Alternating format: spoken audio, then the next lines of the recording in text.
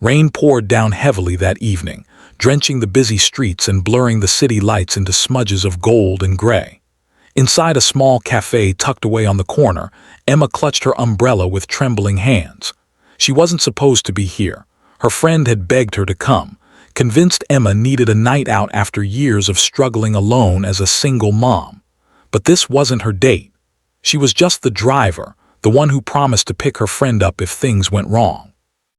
The cafe buzzed with awkward laughter and hushed conversations. At the far end of the room, Emma spotted a man sitting stiffly at a table, across from a woman who looked more interested in her phone than in him. He wore a tailored suit, the kind Emma only saw in magazines, but his face, tired, sharp, and strangely vulnerable, was fixed in an expression of quiet defeat. His date rolled her eyes and stood abruptly.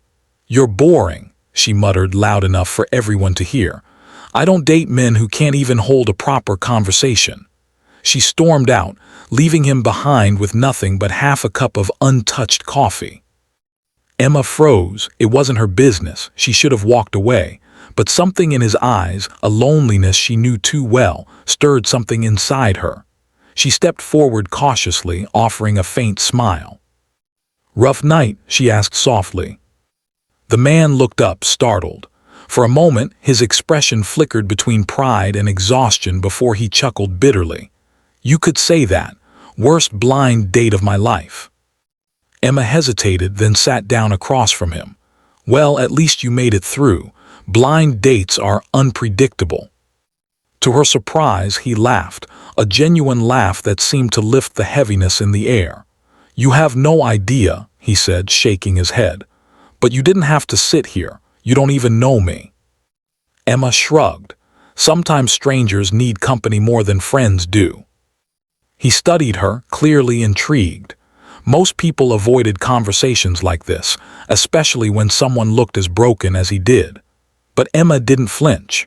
She knew loneliness too well, the kind that creeps in when your child is asleep and the silence becomes unbearable. They ended up talking for nearly an hour.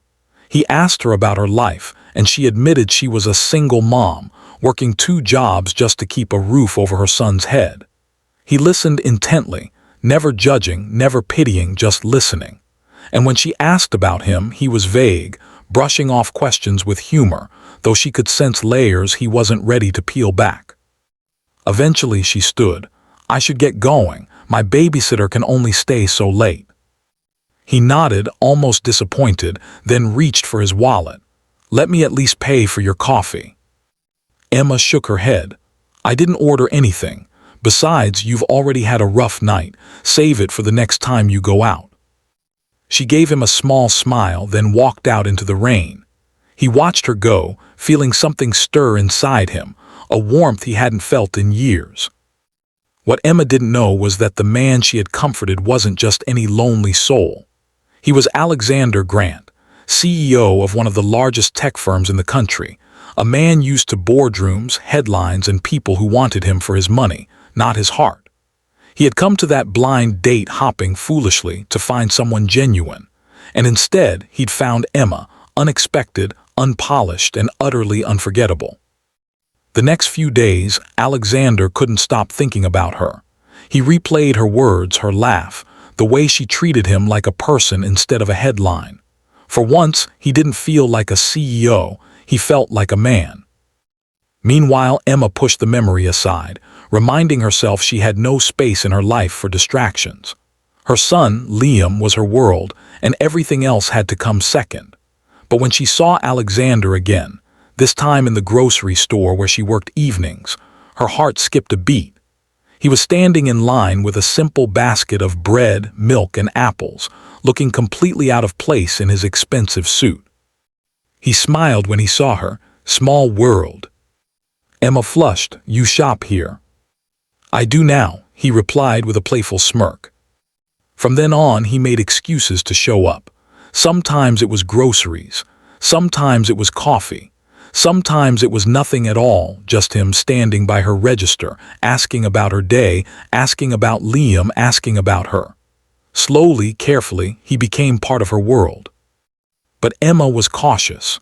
She had been hurt before, abandoned when she needed love most. Trust didn't come easily, and when she finally discovered who Alexander really was, she panicked. "You're a CEO," she whispered, staring at him as if she didn't recognize him anymore. "Why didn't you tell me?" "Because I wanted you to see me," he said, his voice steady but pained. "Not the title, not the money, just me."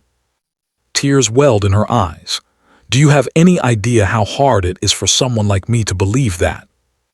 Alexander reached for her hand. "Emma, you gave me something I haven't had in years, honesty. You looked at me and saw a person, not a wallet. That's why his voice cracked slightly. "That's why I'm falling for you." Emma's breath caught. Part of her wanted to run to protect herself and her son from disappointment. But another part, a braver part, whispered that maybe, just maybe, this was the love she had long thought was impossible. Weeks turned into months and Alexander didn't give up. He didn't try to sweep her off her feet with riches.